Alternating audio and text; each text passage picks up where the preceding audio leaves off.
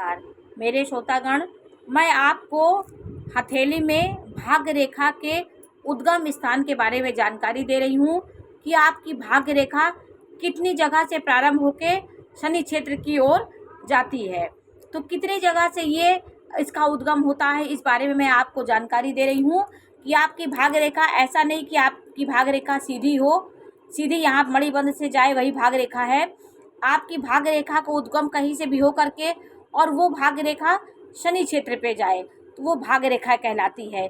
इसका अलग अलग परिणाम होता है। देखिए, सबसे उत्तम भाग्य रेखा होती है जो मणिबंध के नीचे से होकर के सीधे शनि क्षेत्र पे जाती है। ये भाग्य रेखा अति उत्तम होती है। ये आपको जन्म से लेके जीवन के आखिरी पड़ाव तक आपको भाग्यशाली ये रेखा बनाती है और जीवन के हर एक मौके पे आपको हर चीज़ उपलब्ध हो जाएगी। ये आपको समय पे सारे कार्य कराती है। आपको उतना संघर्ष नहीं करना पड़ता। आपको व्यवसाय तो करना ही पड़ेगा, थोड़ा बहुत अपना जीवन तो चलाना ही पड़े, लेकिन आपको ये भाग्य रेखा बहुत सहायता करती है। आपको समय पे संघर्षों के साथ आपको भाग्य आपका साथ देता है। तो सीधी जीवन रेखा से सट करके सीधी रेखा जाती है, वो शनि क्षेत्र पे जाती है, वो आपकी भाग्य रेखा होती है। यह भाग्य को बताती है। और एक रेखा चंद्र पर्वत से जाकर के सीधी आपके शनि क्षेत्र पे जाती है। तो ये क्षेत्र शनि का होता है। ये उंगली बृहस्पति की होती है, ये शनि की उंगली होती है, ये सूर्य की उंगली होती है, बुध की उंगली होता है। और ये आपका अंगूठा जो होता है, इसका जो ये गोल वाला भाग होता है, ये भाग होता है, ये शुक्र पर्वत होता है।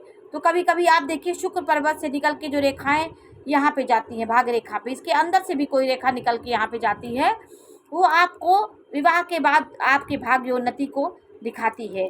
और ये वाली लंबी भाग्य रेखा आपके बचपन से ही आप भाग्यशाली होंगे।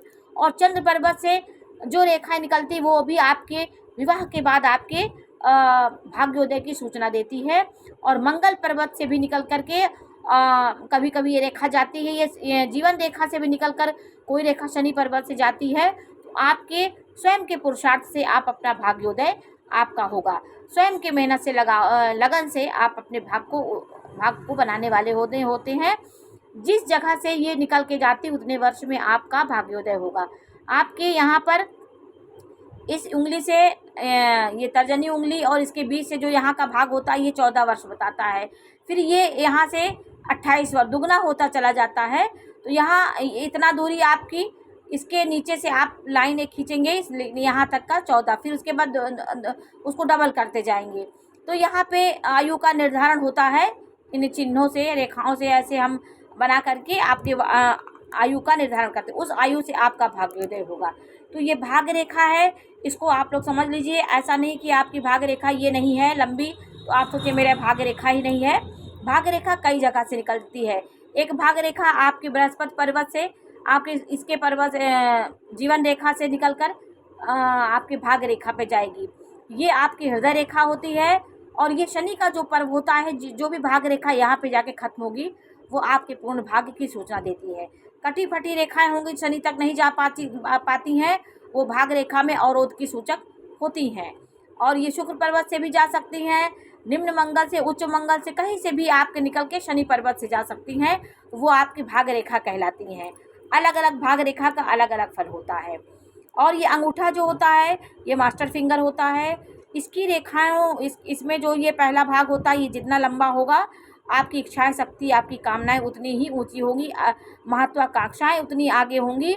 और आप उन महत्वाकांक्षाओं को कैसे पूरा करेंगे, आपके यहाँ पे प्रथम भाव में जौ का चिन्ह बना हो इस टाइप का, तो आपकी इच्छाएं भी पूरी होंगी। आपकी जो मनोकामना होंगी कभी ना कभी वो फलित होंगी, क्योंकि ये शुभ चिन्ह होते हैं, ये लक्ष्मी का चिन्ह होता है।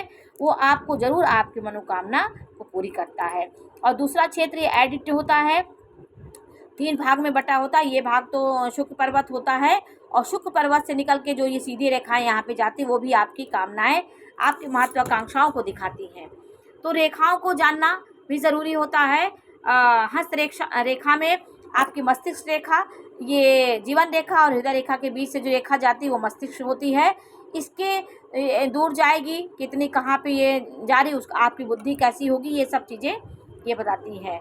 तो आपको ये भी मैं बता दूं कि बृहस्पति पर्वत होता है, बृहस्पति पर्वत पे क्रॉस का चिन्ह होना, आपके बृहस्पति पर्वत पे कहीं न कहीं क्रॉस का चिन्ह हो जाए ऐसे, तो आपके ये बहुत शुभ सूचना आपको देती है। आपको हर काम में सफलता दिलाने वाले जो भी लक्ष्य आपके दिमाग में है, वो बृहस्पति और ज्ञान और अपने स्थिरता से आप उसको प्राप्त कर लेंगे। और समाज में मान प्रतिष्ठा आपकी इच्छाओं की पूर्ति को ये दिखाती है। क्रॉस का चिन्ह सिर्फ बृहस्पति पर्वत ही उत्तम माना जाता है। तो ये हुआ आपके थोड़ा सा जानकारी हस्तरेखा के बारे में। और मणिबंध की ये 3 रेखाएं होती हैं, वो आपके लिए भाग्योदय, आपके हेल्थ, वेल्थ और आपको जीवन को दिखाती है। जितनी ये रेखाएं स्पष्ट होंगी, आपका अच्छा जीवन होगा, आपका भाग्य, और ये स्त्रियों के हाथ में बहुत शुभ माना जाता है। आज मैंने आपको थोड़ा सा हस्तरेखा के बारे में जानकारी दी, आपको कैसे लगी हमें अवश्य बताइए। आपको मैं हस्तरेखा भी बीच बीच में हस्तरेखाओं के बारे में भी आपको जानकारी दूंगी। नमस्कार।